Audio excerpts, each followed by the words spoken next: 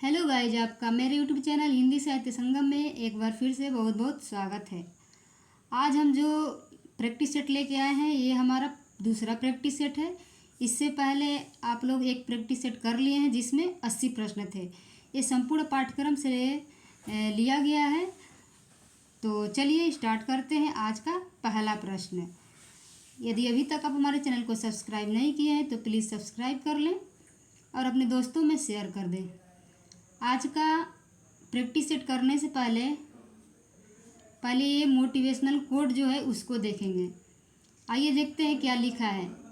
जिंदगी में आई अड़चनें आपको अपनी नई शक्तियों को खोजने का मौका देती है और यही शक्तियाँ आपकी हिम्मत बनती हैं। जिंदगी में आई अड़चनें आपको अपनी नई शक्तियों को खोजने का मौका देती हैं और यही शक्तियाँ आपकी हिम्मत बनती हैं। ठीक है, तो चलिए प्रश्न को देखते हैं। पहला प्रश्न है, मिलन का नाम मत लो, मैं विरह में चीर हूँ।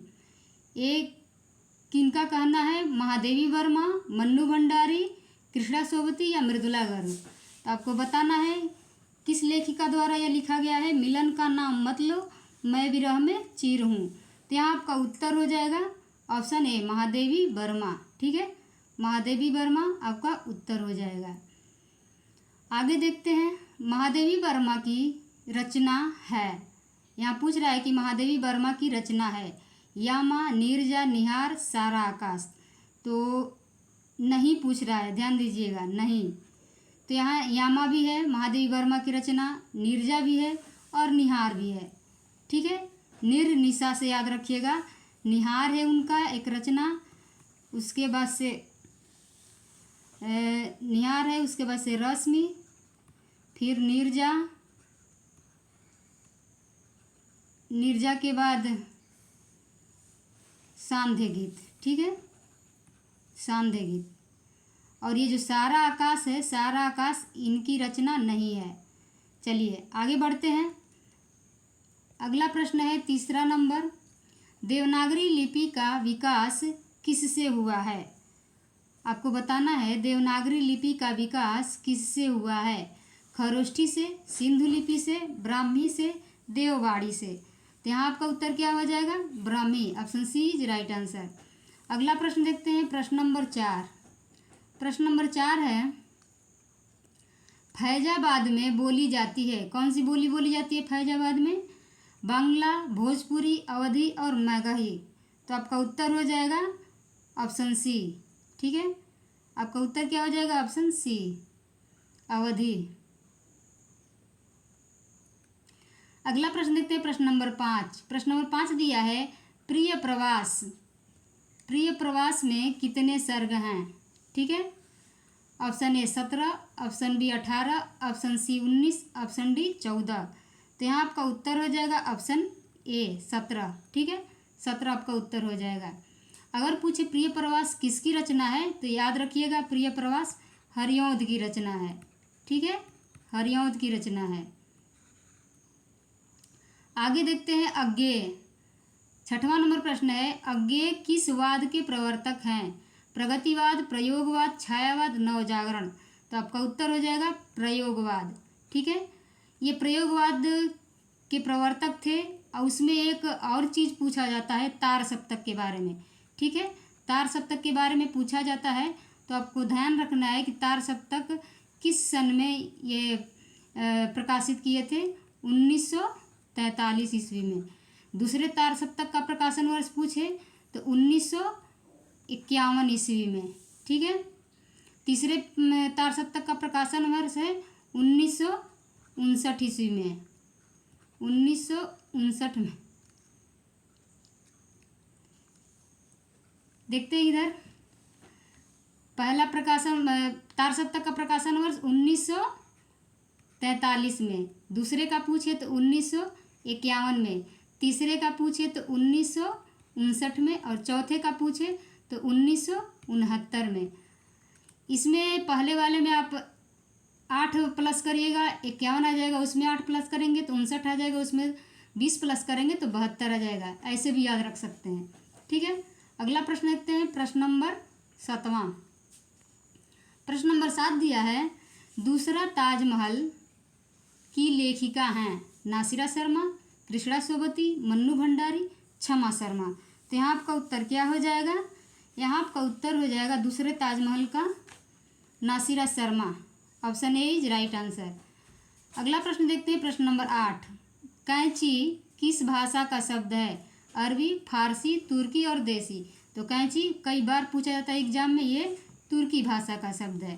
ठीक है, अगला प्रश्न देखते हैं, प्रश्न नंबर 9। प्रश्न नंबर 9 दिया है, हरी बिंदी। हरी बिंदी किसकी कृति है? मन्नू भंडारी, मृदुला गर्ग, मैत्रेयी पुष्पा और गीताश्री। तो ये हरी बिंदी रचना है मृदुला गर्ग का। ठीक है, option B is right answer. अगला प्रश्न देखते हैं, प्रश्न नंबर 10। प्रश्न नंबर 10 है, भवभूति का मूल नाम है। ठीक है, पूछ रहा है यहाँ भवभूति का मूल नाम क्या था? श्रीपति, दामोदर, श्रीकांत, नीलकंठ। तो भवभूति का मूल नाम था Neelkanth. Option D is right answer. 11 number प्रश्न देखते हैं, छठी का दूध याद आना का तात्पर्य है। ये मुहावरा है। ऑप्शन ए पराजित होना, ऑप्शन बी बुरा हाल होना, ऑप्शन सी खूब दूध पीना, ऑप्शन डी दूध न मिलना। तो छठी का दूध याद आना, इसका अर्थ हो जाएगा बुरा हाल होना। Option B is right answer. ठीक है, चलिए अगला प्रश्न देखते हैं, प्रश्न नंबर 12। प्रश्न नंबर 12 है, चरण कमल बंदो हरिराई। चरण कमल बंदो हरिराई में अलंकार है। यहाँ अलंकार पूछ रहा है, उपमा, रूपक, उत्प्रेक्षा, यमक। तो ये भी कई बार पूछा जाता है एग्जाम में। इसका उत्तर हो जाएगा ऑप्शन बी, रूपक। ठीक है, रूपक अलंकार हो जाएगा। आगे देखते हैं, चेतना के बिंब। चेतना के बिंब रेखा चित्र। ठीक है, रेखा चित्र किसकी है? नागार्जुन, नगेंद्र, देवेंद्र शर्मा और एक ऑप्शन है श्री राम शर्मा। ठीक है, तो यहाँ आपका उत्तर क्या हो जाएगा? चेतना के बिंब नगेंद्र की रचना है। ठीक है, option B is right answer. आगे देखते हैं, प्रश्न नंबर 14। प्रश्न नंबर 14 दे रहा है, आँख की किरकिरी होने का अर्थ है अप्रिय लगना, धोखा देना, कष्टदायक होना, प्रिय लगना। आँख की किरकिरी होने का अर्थ होगा अप्रिय लगना। ठीक है, वैदेही वनवास। वैदेही वनवास किसने लिखा? गुप्त जी, हरिऔध जी, प्रेमघन, अज्ञेय। तो इसका उत्तर क्या हो जाएगा? हरिऔध। हरिऔध का पूरा नाम पूछे तो अयोध्या सिंह उपाध्याय हरिऔध, जिन्होंने रचना की थी प्रिय प्रवास की। ठीक है, आगे बढ़ते हैं, प्रश्न नंबर 16। प्रश्न नंबर 16 है, रत्नाकर। रत्नाकर शब्द किस कवि के लिए है? गिरधर शर्मा, जगन्नाथ, बद्रीनारायण, भिखारी दास। तो जगन्नाथ दास रत्नाकर अक्सर बोला जाता है, जगन्नाथ दास रत्नाकर। तो यहाँ आपका उत्तर हो जाएगा ऑप्शन बी। ठीक है, आगे बढ़ते हैं, प्रश्न नंबर 17। कवि प्रिया किसकी रचना है? तुलसीदास, सूरदास, केशवदास, चिंतामणि। तो कवि प्रिया केशवदास की रचना है। इनकी पूरी कई रचनाएं हैं, बहुत ही इम्पोर्टेंट है, सबको याद रखिएगा। जैसे एक रसिक प्रिया है, रसिक प्रिया, रामचंद्रिका इन्हीं की रचना है, रामचंद्रिका। फिर बात करें कवि प्रिया दिया हुआ है यहाँ पे, फिर रतन बावनी, रतन बावनी। आगे बढ़ते हैं, प्रश्न नंबर 18। प्रश्न नंबर 18 एक कामायनी की भाषा है। अवधी, फारसी, राजस्थानी, खड़ी बोली। कामायनी की भाषा क्या है? पहले ये जानिए कि कामायनी किसके द्वारा रचा गया है। कामायनी के रचनाकार कौन है? कामायनी के रचनाकार हैं जयशंकर प्रसाद। जयशंकर प्रसाद। अगर पूछे जयशंकर प्रसाद किस वाद के कवि हैं, तो छायावाद के। ठीक, छायावाद के कवि हैं जयशंकर प्रसाद। और यदि कामायनी का प्रकाशन वर्ष पूछे तो कामायनी का प्रकाशन वर्ष है 1935 में। तो इसका उत्तर हो जाएगा, खड़ी बोली में लिखे थे, option D is right answer.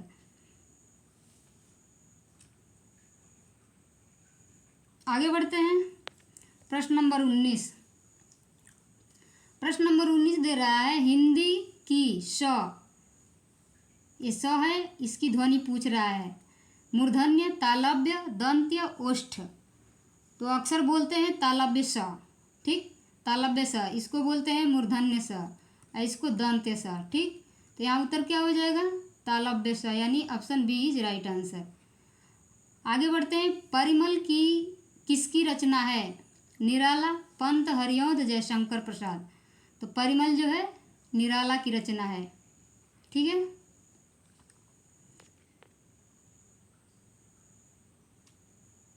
आगे बढ़ते हैं। प्रश्न number 21।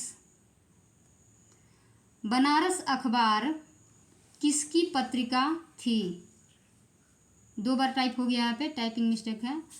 Option A Raja Lakshman Singh, option B Sitare Hind, option C Bharatendu, option D Premghan. तो बनारस अखबार किसकी रचना थी? सितारे हिंद। सितारे हिंद का पूरा नाम क्या है? शिव प्रसाद सितारे हिंद, ठीक है। आगे प्रश्न देखते हैं। प्रश्न नंबर 22। प्रश्न नंबर 22 दे रहा है आदिकाल का समय शुक्ला नहीं बल्कि शुक्ल, शुक्ल जी ने माना है। कब से कब तक माना है? ऑप्शन ए संवत 1050 से 1375, ऑप्शन बी संवत 1000 से 1375, ऑप्शन सी संवत 1375 से 1700, ऑप्शन डी संवत 1700 से 1900। तो आदिकाल का समय सीमा इन्होंने माना है संवत 1050 से 1375, ठीक। Option A is right answer, ठीक। 1375 से 1700 जो दिया है ये मानते हैं रीति भक्ति काल की, भक्ति काल, ठीक। उसके बाद से 1700 से 1900 रीति काल की समय सीमा मानते हैं, ठीक है। अगर पूछे शुक्ल जी ने आदिकाल को क्या नाम दिया है, तो शुक्ल जी ने आदिकाल को नाम दिया है वीरगाथा काल। ये भी प्रश्न पूछा जाता है। अगर पूछे कि आदिकाल नाम किसने दिया, तो हजारी प्रसाद द्विवेदी, ठीक है, हजारी प्रसाद द्विवेदी। आगे बढ़ते हैं प्रश्न नंबर 23 पर। प्रश्न नंबर 23 है लंबोदर में समास है। लंबोदर में समास है। ऑप्शन ए तत्पुरुष, ऑप्शन बी बहुब्रीहि, ऑप्शन सी द्वंद्व, ऑप्शन डी द्विगु। तो लंबोदर कहते किसको हैं? भगवान गणेश को कहते हैं। तो इसका उत्तर हो जाएगा ऑप्शन बी बहुब्रीहि, क्योंकि बहुब्रीहि में न ही कोई पद प्रधान नहीं होता है, प्रथम पद भी प्रधान नहीं होता है और ना ही अंतिम पद प्रधान होता है। इसमें कोई तीसरा जो पद होता है वो प्रधान होता है, तो वहाँ बहुब्रीहि समास होता है। तत्पुरुष की बात करें तो तत्पुरुष में अंतिम पद प्रधान होता है, ठीक है, अंतिम पद प्रधान होता है। द्वंद्व की बात करें तो दोनों पद प्रधान होते हैं, और द्विगु की बात करें तो यहाँ संख्यावाची शब्द होते हैं, ठीक है। इसी से हम लोग पता लगा सकते हैं कौन सा समास है। अगला प्रश्न देखते हैं। प्रश्न नंबर 24। अभिज्ञ, अभिज्ञ का विलोम है। आपको बताना है अभिज्ञ का विलोम है अनभिज्ञ, भिज्ञ, विज्ञ, सभिज्ञ। तो यहाँ उत्तर आपका हो जाएगा अनभिज्ञ का हो जाएगा, अभिज्ञ का हो जाएगा अनभिज्ञ। Option A is right answer. आगे देखते हैं। हिंदी में कुल स्वर संख्या है, स्वरों की संख्या पूछ रहा है कितनी है। Option A 11, option B 13, option C 10, option D 9। तो स्वरों की संख्या 11। आगे बढ़ते हैं प्रश्न नंबर 26 पर। प्रश्न नंबर 26 है रघुवंशम, रघुवंशम किसकी कृति है? कालिदास, सूरदास, तुलसीदास, केशवदास। तो रघुवंशम किसकी कृति है? कालिदास की कृति है। Option A is right answer. आगे देखते हैं 27 नंबर प्रश्न। रामेण शुद्ध शब्द है, किसका है? तृतीय एकवचन, पंचमी बहुवचन, चतुर्थी एकवचन, सप्तमी द्विवचन। तो यहाँ आपका उत्तर क्या हो जाएगा? ऑप्शन ए तृतीय एकवचन, ठीक है। आगे देखते हैं प्रश्न नंबर 28। प्रश्न नंबर 28 है अपव्यय, अपव्यय का विलोम होगा अधिव्यय, मितव्यय, व्यय, कोई नहीं। तो अपव्यय का मतलब होगा मितव्यय, ठीक। Option B is right answer. आगे देखते हैं मालती माधव, मालती माधव किसकी कृति है? भवभूति की, भारवी की, दंडी की, श्रीहर्ष की। तो मालती माधव भी कई बार पूछी गई रचना है, भवभूति की है। आगे बढ़ते हैं प्रश्न नंबर 30। प्रश्न नंबर 30 है इत्यादि में संधि है, गुण संधि, यण संधि, अयादि संधि, दीर्घ संधि। तो इत्यादि में यण संधि है। Option B is right answer. जब कहीं भी य, र, ल दिखे उसके पहले आधा कोई भी अक्षर हो, उससे आप पता लगा सकते हैं कि यहाँ यण संधि है। ठीक। अगर अयादि संधि की बात करें, अय, आय, अव, आव आता है। ठीक है, संधि करने पर अव, आव। दीर्घ संधि तो इजी है, आ की मात्रा, बड़ी की मात्रा और बड़ा ओ की मात्रा। ठीक है, आगे बढ़ते हैं। प्रश्न नंबर 31। प्रश्न नंबर 31 है, शिव शंभू के चिट्ठे लिखा किसने लिखा? गोविंद नारायण, बाल मुकुंद गुप्त, प्रताप नारायण मिश्र और भारतेंदु। तो शिव शंभू के चिट्ठे लिखने वाले हैं बाल मुकुंद गुप्त। ठीक है, आपका उत्तर क्या हो जाएगा? ऑप्शन बी बाल मुकुंद गुप्त। आगे बढ़ते हैं। प्रश्न नंबर 32। प्रश्न नंबर 32 है, हरिवंश राय बच्चन की आत्मकथा कितने भागों में है? ये बताना है आपको। ऑप्शन ए 1, 3, 4 और 2। तो यहाँ उत्तर हो जाएगा ऑप्शन सी 4। कौन कौन? BCPS याद रखिएगा। पहला है बाणभट्ट की आत्मकथा, बाणभट्ट की आत्मकथा, और दूसरा है चारुचंद्र लेख,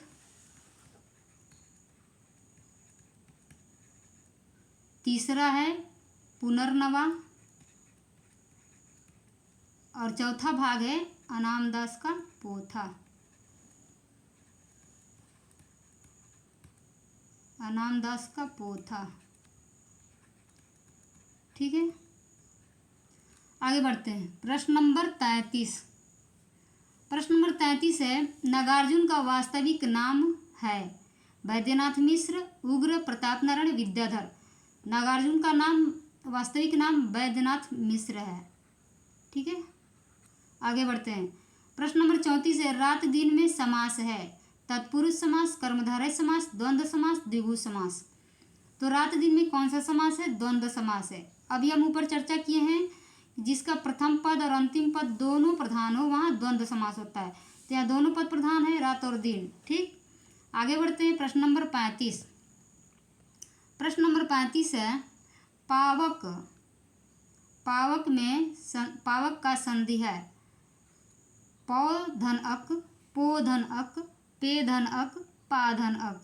तो आपका उत्तर क्या हो जाएगा? आपका उत्तर हो जाएगा पौधन अक। अगर पूछे पावक में कौन सी संधि है, तो अय, आय, औ, आव आ गया, यहाँ पे अयादि संधि है। ठीक, अयादि संधि होगा। आगे बढ़ते हैं। प्रश्न नंबर 36। एक भारतीय आत्मा कहे गए हैं? कौन, किसको कहा जाता है? माखनलाल चतुर्वेदी, रामधारी सिंह दिनकर, हरिवंश राय बच्चन, अज्ञेय। तो एक भारतीय आत्मा माखनलाल चतुर्वेदी को कहा गया है। Option A is right answer. आगे बढ़ते हैं। प्रश्न नंबर 37। प्रश्न नंबर 37 है, काव्यादर्श के किसकी कृति है? कालिदास, भारवी, भवभूति, दंडी। काव्यादर्श दंडी की कृति है। Option D is right answer. आगे बढ़ते हैं। प्रश्न नंबर 38। 38 नंबर प्रश्न है, बाण किस रीति के कवि हैं? बाण जो है किस रीति के कवि हैं? वैदर्भी, पांचाली, गौड़ीय, कोई नहीं। तो बाण जो है पांचाली रीति के कवि हैं। Option B is right answer. आगे बढ़ते हैं। प्रश्न नंबर 39। दोहा किस प्रकार का मात्रिक छंद है? सम, विषम, अर्धसम, सभी। तो दोहा जो है अर्धसम है। Option C is right answer. ठीक है, अर्धसम में कौन कौन आते हैं? दोहा, बरवे, सोरठा और उल्लाला।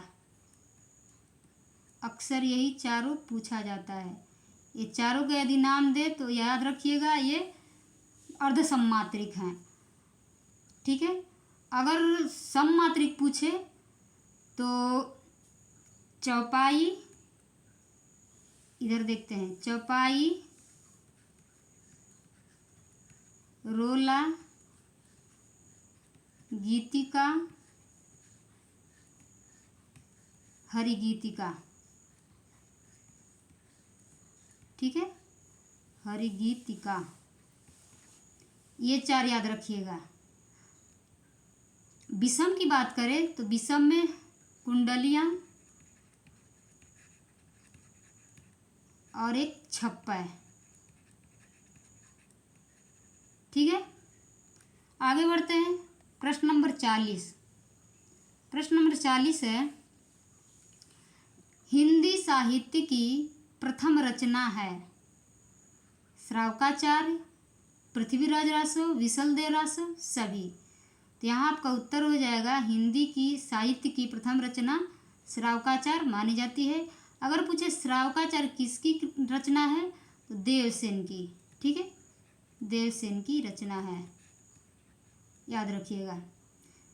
कभी कभी इसका प्रकाशन वर्ष भी पूछा जाता है तो 933 ईस्वी, 933 ईस्वी। ठीक है, प्रश्न नंबर 41 देखिए, नारी तुम केवल श्रद्धा हो, पंक्ति है, किसकी पंक्ति है? प्रसाद द्विवेदी, हरिऔध, पंत। तो नारी तुम केवल श्रद्धा हो ये जयशंकर प्रसाद की कृति है। ठीक है, option A is right answer. आगे बढ़ते हैं प्रश्न नंबर 42 पर। प्रश्न नंबर 42 है, जूही के फूल लिखा है, किसने लिखा है? राम कुमार वर्मा, उदय शंकर भट्ट, मोहन राकेश और अस्क। अस्क का पूरा नाम है उपेंद्रनाथ अस्क। जूही के फूल लिखा है राम कुमार वर्मा ने। ठीक है, option A is right answer. आगे बढ़ते हैं, अगला प्रश्न है प्रश्न नंबर 43। वीर रस का अस्थाई भाव है उत्साह, शोक, रति, निर्वेद। तो वीर रस का अस्थाई भाव होता है उत्साह। ठीक है, रति किसका अस्थाई भाव है? श्रृंगार रस का। निर्वेद की बात करें तो शांति रस का, शांति रस का। शोक की बात करें तो करुण रस का। ठीक है, रसों की संख्या कितनी मानी गई है? 9। आचार्य भरत मुनि कितने मानते हैं? 8। आगे बढ़ते हैं, प्रश्न नंबर 44। प्रश्न नंबर 44 है, मेरे जीवन का आज मुख तेरी छाया से हो मिलाप, पंक्ति किसकी है? प्रसाद, पंत, महादेवी वर्मा, बिंदा जी। तो यहाँ आपका उत्तर क्या हो जाएगा? Pant. Option B is right answer. Pant का नाम पूरा क्या है? सुमित्रानंदन पंत। छायावादी कवि हैं सुमित्रानंदन पंत। अगर छायावाद की समय सीमा पूछा जाए तो 1918 से लेकर 1936। ठीक है, छायावाद की समय सीमा मानी जाती है। 45 नंबर प्रश्न देखिए, श्री गणेश का विलोम होगा इतिश्री, प्रारंभ, नवीन, प्राचीन। तो श्री गणेश का मतलब उल्टा होगा, विलोम होगा इतिश्री। इतिश्री यानी समाप्त, श्री गणेश यानी प्रारंभ। आगे बढ़ते हैं, प्रश्न नंबर 46। प्रश्न नंबर 46 है, इनमें से कौन द्विवेदी युग का कवि नहीं है? अयोध्या सिंह उपाध्याय हरिऔध, सोहनलाल द्विवेदी, रामनरेश त्रिपाठी, मैथिली शरण गुप्त। तो ऑप्शन बी सोहनलाल द्विवेदी जो हैं द्विवेदी युग के कवि नहीं। अक्सर इनका ही नाम दिया जाता है क्योंकि इसमें द्विवेदी लगा हुआ है तो इनका ही नाम दिया रहता है। ये सोहनलाल द्विवेदी द्विवेदी युग के कवि नहीं हैं, राष्ट्रवादी कवि हैं, राष्ट्रीय धारा के। आगे बढ़ते हैं, प्रश्न नंबर 47। प्रश्न नंबर 47 है, त्यागपत्र उपन्यास के लेखक हैं यशपाल, भगवती चरण वर्मा, वृंदावन लाल वर्मा, जैनेन्द्र कुमार। त्यागपत्र के उपन्यास के लेखक हैं जैनेन्द्र कुमार। ठीक है, त्यागपत्र है, सुनीता है, सुनीता भी उपन्यास इनका ही है। ठीक है, आगे देखते हैं 48 नंबर प्रश्न, भक्तमाल के रचनाकार हैं रैदास, धर्मदास, नाभादास, जीवादास। तो भक्तमाल के रचनाकार हैं नाभादास। ठीक है, अगर इसका प्रकाशन वर्ष पूछा जाए तो इसका प्रकाशन वर्ष है 1585। चलिए आगे देखते हैं प्रश्न नंबर 49। प्रश्न नंबर 49 है, हिंदी का पहला पत्र उदंत मार्तंड की प्रकाशन भूमि थी, दिल्ली, कोलकाता, इलाहाबाद, काशी। तो आपका उत्तर क्या हो जाएगा? इसका उत्तर होगा कलकत्ता। प्रकाशन भूमि का मतलब ये कहाँ से प्रकाशित होती थी? उदंत मार्तंड। ठीक है, अगर पूछे कि उदंत मार्तंड का प्रकाशन कौन कर रहे थे तो आपका उत्तर हो जाएगा जुगल किशोर। जुगल किशोर ने कोलकाता से प्रकाशित किया था उदंत मार्तंड। चलिए आगे बढ़ते हैं। प्रश्न नंबर 50 देखिए। प्रश्न नंबर 50 है, हंस पत्रिका के संस्थापक का नाम है जयशंकर प्रसाद, राजेंद्र यादव, अमृत राय, प्रेमचंद। तो हंस पत्रिका के संस्थापक थे प्रेमचंद। ठीक। प्रश्न नंबर 51 देखिए। प्रश्न नंबर 51 है, अनंत शब्द की सही संधि होगी अनधन अंत, अधन अंत, अनंधन त, अनधन अंत। तो यहाँ आपका उत्तर क्या हो जाएगा? ऑप्शन डी, अनधन अंत। ठीक है, आगे बढ़ते हैं। प्रश्न नंबर 52। प्रश्न नंबर 52 है, निम्नलिखित में से वर्तनी की दृष्टि से अशुद्ध शब्द का चयन कीजिए। शरत चंद्र, यानी, श्मश्रु, कवयित्री। तो यहाँ ये भी सही है, ये भी सही है, ये भी सही है।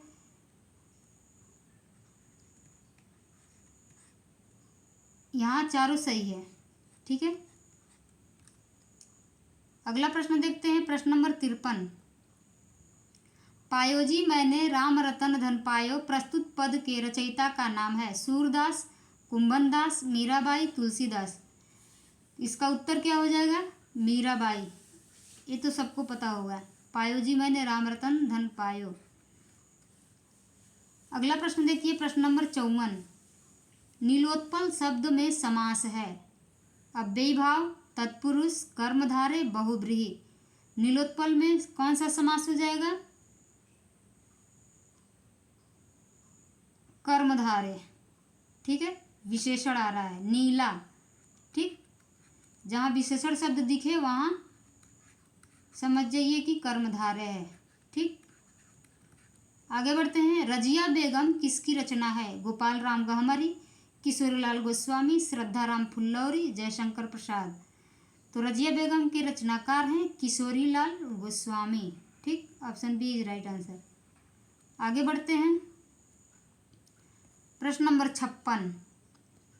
परुष का विलोम शब्द है, परुष का विलोम शब्द है बल, शक्ति, कोमल, इनमें से कोई नहीं। तो इसका उत्तर हो जाएगा कोमल। Option C is right answer. आगे बढ़ते हैं। प्रश्न नंबर 57। चतुरी चमार उपन्यास है, किसका उपन्यास है चतुरी चमार? प्रेमचंद, निराला, भगवती चरण वर्मा, जैनेन्द्र। चतुरी चमार निराला का उपन्यास है। ठीक, शुकुल की बीवी और एक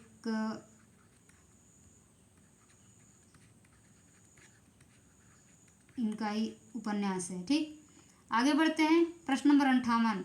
कालिदास हजारा की रचना है भारतेंदु, घनानंद, चिंतामणि, कालिदास। कालिदास हजारा के रचनाकार हैं कालिदास।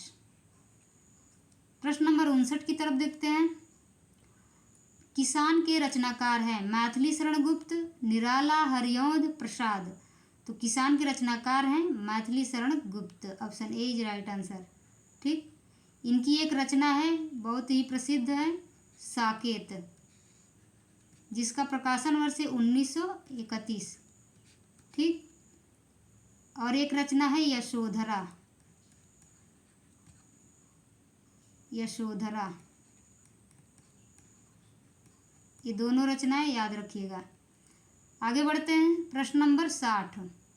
प्रश्न नंबर 60 है, सागर मुद्रा के लेखक हैं मुक्तिबोध, अज्ञेय, धर्मवीर भारती, गिरिजा कुमार माथुर। सागर मुद्रा के लेखक हैं अज्ञेय। अगर पूछे अज्ञेय का पूरा नाम क्या है तो सच्चिदानंद हीरानंद वात्स्यायन अज्ञेय। ठीक।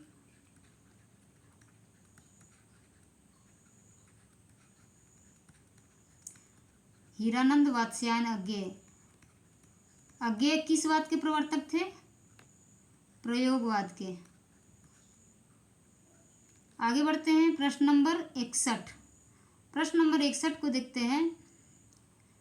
प्रत्यक्ष में संधि है, गुण संधि, दीर्घ संधि, यण संधि, अयादि संधि। तो प्रत्यक्ष में यण संधि हो जाएगी, ऑप्शन 3। प्रश्न नंबर 62 देखते हैं। कलि कौतुक रूपक के लेखक हैं प्रेमघन, बालकृष्ण भट्ट, शुक्ल, प्रताप नारायण मिश्र। कलि कौतुक रूपक के लेखक हैं आचार्य रामचंद्र शुक्ल, ठीक। प्रश्न नंबर 63 देखते हैं। प्रश्न नंबर 63। प्रगतिशील लेखक संघ की स्थापना लंदन में किसके प्रयत्न से हुई थी? मुल्कराज आनंद एवं सज्जाद जाहिर, प्रेमचंद, निराला, रांगेय राघव। तो इसका उत्तर हो जाएगा ऑप्शन ए, ठीक। मुल्कराज आनंद एवं सज्जाद जाहिर, इसका उत्तर हो जाएगा। तत्वदीप निबंध किसकी रचना है? वल्लभाचार्य, मध्वाचार्य, निम्बार्काचार्य, नाभादास। तो यहाँ आपका उत्तर क्या हो जाएगा? Option A, Vallabhacharya. वल्लभाचार्य, मध्वाचार्य, निम्बार्काचार्य, नाभादास। आगे बढ़ते हैं प्रश्न नंबर 65।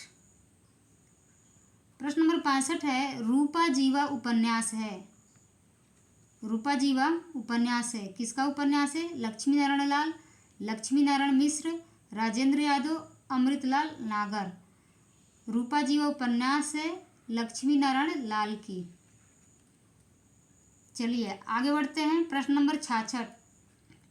मनीषी की लोक यात्रा किसकी जीवनी है? प्रेमचंद, निराला, शरतचंद्र, कविनाथ, गोपीराज। रूपा जीवा मनीषी की लोक यात्रा कविनाथ गोपीराज की है, option D is right answer.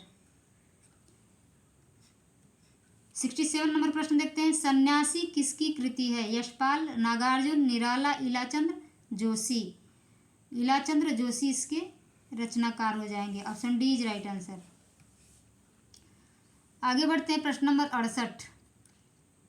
प्रश्न नंबर 68 है। आनंद कादम्बिनी का प्रकाशन कहाँ से होता था? बनारस से, कानपुर से, मिर्ज़ापुर से, इलाहाबाद से। तो इसका उत्तर हो जाएगा Mirzapur, option C is right answer. Anand Kadambini. अगर पूछे कि ये इसके प्रकाशन करने वाले कौन थे? प्रेमघन। प्रेमघन का पूरा नाम है बद्री नारायण चौधरी प्रेमघन। प्रेमघन किस बात के कवि थे? भारतेंदु युग के कवि थे, ठीक, भारतेंदु युग। प्रश्न नंबर 69 देखिए। कविता के नए प्रतिमान के लेखक कौन हैं? Laxmikant Verma, doctor Nagendra, doctor Namvar Singh, doctor Devraj. तो कविता के नए प्रतिमान, ये तो आलोचनात्मक कृति है, यह है डॉक्टर नामवर सिंह की। एक बात और यहाँ ध्यान रखिए, एक और प्रश्न पूछा जाता है कि नए कविता के प्रतिमान, ठीक, ये जो नए है आगे चला जाएगा। नए कविता के प्रतिमान के लेखक कौन है? तो याद रखिएगा लक्ष्मीकांत वर्मा, ठीक है, दोनों में कंफ्यूज ना होइएगा। अगला प्रश्न देखते हैं प्रश्न नंबर 70। प्रश्न नंबर 70 है।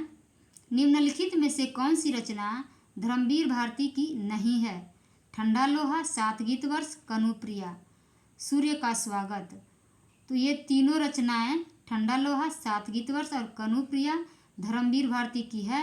सूर्य का स्वागत नहीं है, option D is right answer. आपका उत्तर हो जाएगा ऑप्शन डी। आगे बढ़ते हैं प्रश्न नंबर 71 पर। प्रश्न नंबर 71 है। जैनेन्द्र का पहला कहानी संग्रह कब प्रकाशित हुआ था? 1934 ईस्वी, 1939 ईस्वी, 1937 ईस्वी, 1929 ईस्वी। तो जैनेन्द्र का पहला कहानी संग्रह 1929 ईस्वी में प्रकाशित हुआ था। 72 नंबर प्रश्न देखते हैं। जुगमान चरित्र नामक ग्रंथ के लेखक हैं नंददास, कृष्णदास, चतुर्भुजदास, छीत स्वामी।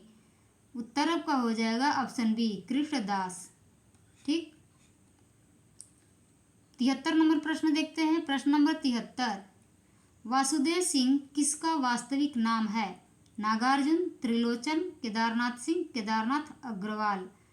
तो आपका उत्तर हो जाएगा वासुदेव सिंह त्रिलोचन का नाम है। Option B is right answer. कला परिच्छेद के लेखक कौन हैं? कला परिच्छेद के लेखक कौन हैं? कालिदास, दंडी, भारवी, भवभूति। तो आपका उत्तर हो जाएगा दंडी। ठीक। अभी एक और रचना ऊपर हम लोग पढ़े हैं दंडी की, क्या नाम है उसका? काव्यादर्श। काव्यादर्श। चलिए आगे बढ़ते हैं। प्रश्न नंबर 75, मनमाना में कौन सा समास है? अव्ययी भाव समास, कर्मधारय समास, तत्पुरुष समास, बहुब्रीहि समास। तो मनमाना में समास हो जाएगा अव्ययी भाव समास। Option A is right answer. ठीक। 76 नंबर प्रश्न देखते हैं। इनमें से पुल्लिंग शब्द कौन सा है? दया, बुढ़ापा, निर्धनता, दुर्घटना। तो बुढ़ापा जो है पुल्लिंग शब्द है। Option B is right answer.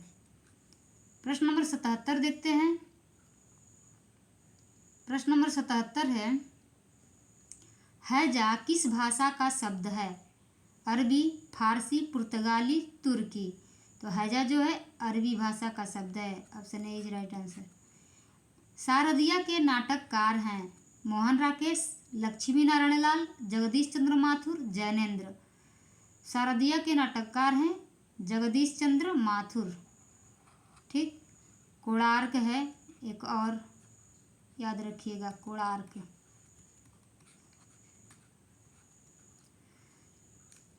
उन्यासी नंबर प्रश्न देखते हैं। हिंदी का सर्वप्रथम गीति नाट्य है? करुणालय, अनघ, प्रभात, पंचवटी, प्रसंग। तो पहला गीति नाट्य माना जाता है करुणालय को। ठीक। करुणालय किसकी नाट्यकृति है? जयशंकर प्रसाद की। जयशंकर प्रसाद।